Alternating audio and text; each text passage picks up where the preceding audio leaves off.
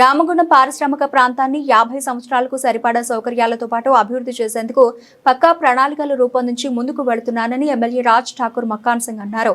ఈ మేరకు పెద్దపల్లి జిల్లాలోని ఏటింగ్లన్ కాలనీలోని 7 డివిజన్లలో విస్తృతంగా ఎన్నికల ప్రచారం నిర్వహించారు. ఈ సందర్భంగా మాట్లాడుతూ రామగుండం ప్రాంతంలో ఉపాధి అవకాశాలు పెంచాలనే సదుద్దేశంతో కేబినెట్ మీటింగ్ లో విద్యుత్ ప్లాంట్ ను తీసుకొచ్చామని అన్నారు.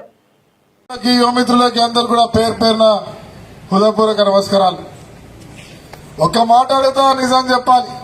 అయితే ఐదని చెప్పాలా, లేకుండా లేదా చెప్పాలి. ఏమనుకోండి, రామగుండం డెవలప్ అవుతుందా, అభివృద్ధి చెందుతుందా? అయితే అన్న వాళ్ళు, చేస్తుంది అన్న వాళ్ళు ఒక్కసారి చేతులు లేపు చెప్పండి. అవుతుందా? కేవలం 2 సంవత్సరాలైంది నేను ఎమ్మెల్యేగా మీరు చేసింది. మీరు అందరికీ హృదయపూర్వక నమస్కారాలు తెలియజేస్తూ ధన్యవాదాలు తెలియజేస్తా ఉన్నా. బంధువులారా, 2 సంవత్సరాల్లో 1200 కోట్లతో సుమారుగా ఈ రామగుండాన్ని ఒక విద్యా కేంద్రంగా, వైద్య కేంద్రంగా, ఓ వ్యాపార కేంద్రంగా అద్భుతమైన రోడ్లు, భవనాలు, మంచినీటి వ్యవస్థ, సాగునీరు, తాగునీరుతో పాటు అద్భుతమైన విద్యాలయాలు చేస్తూ ఇలా ముందుకు పోతా ఉన్నాం. ఇవాళ అన్ని రకాల వైద్యం ఇక్కడే అందాలని 200 కోట్లతో గవర్నమెంట్ హాస్పిటల్ సీమ్స్ గా చేసి 3 నెలల్లో ప్రారంభం చేయబోతా ఉన్నాం. గుండెపోటు వచ్చి చాలా మంది మన పేదవాళ్లు ఇలా ప్రతి ఒక్కరు కూడా మంచిర్యాలకో, కరీంనగర్కో, హైదరాబాద్ పోతూ మార్గ మధ్యలో చనిపోయినారు. స్వయంగా నా తమ్ముడు కూడా పోయినాడు.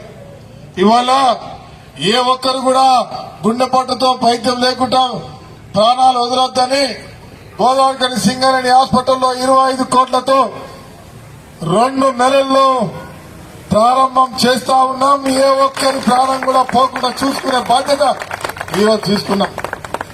ఇవాళ సింగరేణి కార్మిక డిపెండెంట్ ఉద్యోగాలు వచ్చే నెల నుంచి ప్రారంభం చేస్తాం. మారు పేర్లే కూడా ప్రారంభం చేస్తామని చెప్పి చెప్తా ఉన్నాం.